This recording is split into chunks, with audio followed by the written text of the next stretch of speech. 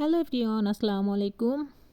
কেমন আছো বন্ধুরা? নিশ্চয়ই ভালো আছো। কিন্তু শীতে একদম ঠকঠকা হয়ে যাইতেছি, প্রচণ্ড পরিমাণে শীত। আর এখানে হচ্ছে যে মাছ কয়টা 6টা মাছ, এবং প্রচণ্ড হচ্ছে যে তাজা, কারণ পুকুর থেকে ধরা হয়েছে, বুঝতে পারছো। তখন আমি ঘুমেছিলাম, এজন্য পুকুরে ধরার সময় হচ্ছে যে আমি ভিডিও করতে পারিনি। যাই হোক, কোনো ব্যাপার না। এখন হচ্ছে যে মাছগুলাকে আমি কাটতেছি, দেখো একদম হাতে মনে হয় যে হাতে একদম অবশ হয়ে যাচ্ছে, মানে প্রচুর ঠান্ডা, তো মাছ ধরে রাখতে পারতেছিলাম না, এরকম মনে হইতেছিল গ্লাভস পরে করলে ভালো হইতো। এই দেখো, দেখছো। আর মাছের ভিতরে হচ্ছে যে এখানে 6টা মাছ, তো 2টা মাছের ডিম হয়েছে আর 4টা মাছের ডিম হয় নাই, বুঝছো।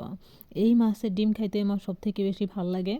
আর দেখো, যেহেতু এগুলা চাষের না, একদম মানে পুকুরের মাছ, তো দেখা যাচ্ছে যে এখানে মানে এমনি খাবার টাবার খেতে দেওয়া হয়েছে, কিন্তু ওই যে যে মানে চাষের মাছের যে একটা ঘ্রাণ বা গন্ধ, এই মাছের ভিতরে সেটা নাই। এইগুলা খেতে অনেক বেশি টেস্টি।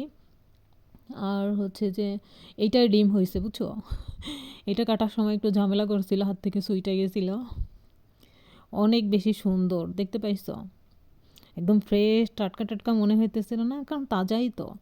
এই মাছ দিয়ে যে কোনো তরকারি দিয়ে রান্না করলে অনেক বেশি ভাল লাগবে। এই দেখো, এটাই ডিম হয়েছে, বুঝছো।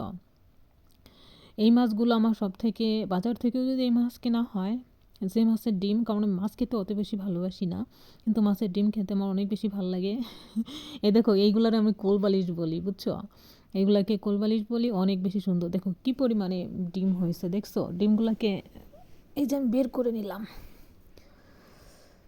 আর হচ্ছে যে লাস্টে যেটা কাটছি ওইটাই হচ্ছে ডিম হয়েছে, দেখছো কত সুন্দর করে আমি কেটে নিচ্ছিলাম। আমি আসলে ওইভাবে আমার কন্টিনিউ মাছ কাটা হয় না, তবে আমি আলহামদুলিল্লাহ মাছ কুটতে পারি বা কাটতে পারি, যে যেটা বলে। আর এই মাছগুলোয় প্রচুর রক্ত, দেখছো, কারণ একদম ফ্রেশ তাজা মাছ না, এই জন্য। যদি এটা অনেক দিন হয়ে যাইতো বা বাজার থেকে কিনা হয়তো, দেখা যাচ্ছে যে এরকম টাটকা তরতাজা পাওয়া যাইতো না। আবার পাওয়া যাইতো, অনেক সময় পাওয়া যায়, আবার অনেক সময় পাওয়া যায় না, বুঝতে পারছো। আমি তো মাছ এভাবেই কাটি, তোমরা কিভাবে মাছ কাটো? আমার মতোই করে কাটো নাকি জানাবা। কিন্তু আমার পেজে আপুরা অনেক কম, শুধু ভাইয়ারাই। ভাইয়ারা বেশি। আপুরাও আছে, কিন্তু ভাইয়া ম্যাক্সিমাম হচ্ছে যে বেশি হচ্ছে ভাইয়ারা। এই আমার হাত মনে হয় যে বরফের মতো জমে গেছে, কারণ প্রচণ্ড ঠান্ডা, তো এই জন্য আর কি। মাছের ভিতরে তেল হয়েছে, এই দেখো এই মাছটায় ডিম হবে।